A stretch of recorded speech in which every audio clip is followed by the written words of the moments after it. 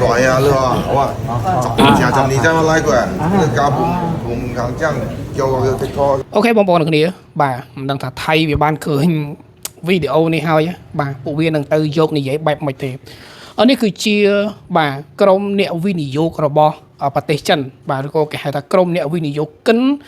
ចិនទៀងជីវបាទដែលបានធ្វើដំណើរមកកាន់ទឹកដីប្រទេសកម្ពុជារបស់យើងនេះបាទអញ្ចឹងប្រហែលជាកម្ពុជារបស់យើងនឹងមានអីថ្មីនឹងមានការអភិវឌ្ឍថ្មីបន្តទៀតហើយ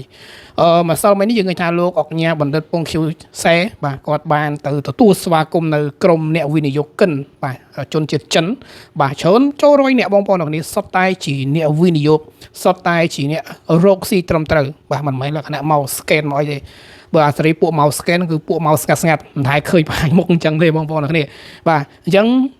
បើយើងនិយាយទៅគេថាពួកគាត់នេះគឺមកវិនិយោគក៏ប៉ុន្តែបាទគឺមកជួយបង្កើនសេដ្ឋកិច្ចរបស់ប្រទេសកម្ពុជារបស់យើងឲ្យកាន់តែបន្តដំណើរទៅមុខទៀតរកស៊ីធម្មតាប្រទេសមួយនៅពេលយើងយល់ដឹង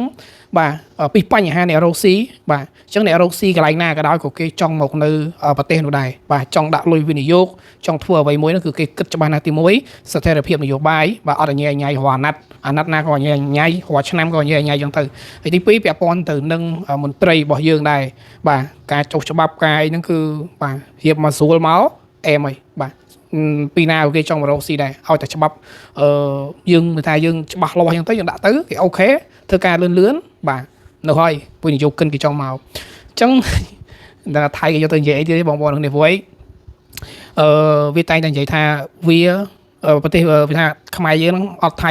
គឺស្លាប់ហើយបាទឥឡូវនេះអត់ទេបងប្អូនគ្នាចិនចូលមកច្រើនមែនទែនហើយចិនយើងដឹងថាប្រទេសចិនគឺជាប្រទេសមួយជួយយើងក៏ច្រើនដែរអញ្ចឹងយើងរាល់ថ្ងៃបើយើងនិយាយអំពីសមិទ្ធផលមិនថាផ្លូវមិនថាស្ពានបាទចិនក៏ជួយច្រើនខ្លាំងមែនទែនតែជួយនៅក្នុងន័យណាមួយក៏យើងអត់ដឹងដូចគ្នាក៏ប៉ុន្តែបើយើងមើលទៅលើសមិទ្ធផលរាល់ថ្ងៃនេះគឺចិនក៏ជួយច្រើន